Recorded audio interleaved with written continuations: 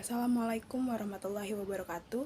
Yang terhormat Ibu Tracy Austin, SIP MSI sebagai dosen pengampu mata kuliah Azas Manajemen. Sebelumnya perkenalkan, nama saya Adelia Maharani dengan NIM 0701 1182320007. Di sini saya akan menjelaskan tentang kepemimpinan Soekarno. Insinyur Soekarno yang dikenal sebagai Bung Karno adalah salah satu tokoh paling berpengaruh dalam sejarah Indonesia. Ia lahir pada 6 Juni 1901 di Blitar, Jawa Timur, dari keluarga bangsawan. Sejak kecil, Soekarno menunjukkan minat yang besar terhadap pendidikan dan politik yang membawanya menjadi pemimpin revolusi kemerdekaan Indonesia. Awal kehidupan dan pendidikan, Soekarno menempuh pendidikan di berbagai sekolah, termasuk di HBS di Surabaya. Ia kemudian melanjutkan studi di Belanda. Di sini ia semakin menyadari penindasan yang dialami rakyat Indonesia oleh pemerintah kolonial Belanda yang memotivasi dirinya untuk terlibat dalam aktivisme politik. Perjuangan menuju kemerdekaan, Soekarno berperan penting dalam perjuangan kemerdekaan Indonesia. Pada tahun 1927, ia mendirikan Partai Nasional Indonesia atau PNI untuk memperjuangkan kemerdekaan dari penjajahan. Puncaknya terjadi pada tanggal 17 Agustus 1945 ketika ia bersama Muhammad Hatta memproklamasikan kemerdekaan Indonesia. Proklamasi ini menjadi tonggak sejarah yang menandai lahirnya negara Indonesia yang merdeka. Pemimpinan sebagai presiden pertama.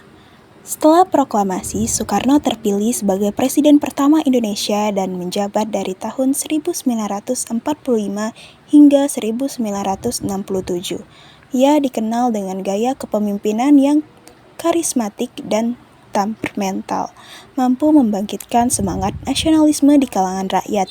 Selama masa pemerintahannya, Soekarno mengembangkan konsep NASKOM atau Nasionalisme, Agama, dan Komunisme untuk menyatukan berbagai elemen masyarakat dalam satu visi. Kontribusi dan prestasi Soekarno, yang pertama ada penggagasan Pancasila. Soekarno merumuskan Pancasila sebagai dasar negara yang mencerminkan nilai-nilai luhur bangsa Indonesia. Yang kedua ada gerakan non-blok. Ia juga berperan dalam pembentukan gerakan non-blok pada Konferensi Asia Afrika tahun 1955 yang memperkuat posisi negara-negara berkembang di panggung dunia. Yang ketiga ada pembangunan infrastruktur. Di bawah kepemimpinannya banyak proyek pembangunan besar dilaksanakan, termasuk jalan raya, jembatan, dan gedung-gedung publik ikonik seperti Monumen Nasional atau Monas dan Istana Merdeka. Tantangan dan akhir karir. Namun, masa kepemimpinan Soekarno tidak tanpa tantangan. Pada tahun 1965 terjadi kudeta militer yang mengakibatkan ia kehilangan kekuasaan. Setelah itu, ia diasingkan hingga wafat pada tanggal 21 Juni 1970 di Jakarta. Meskipun demikian, warisan Soekarno sebagai proklamator kemerdekaan dan pemimpin visioner tetap dikenang hingga kini. Soekarno adalah simbol perjuangan dan semangat kemerdekaan bagi rakyat Indonesia.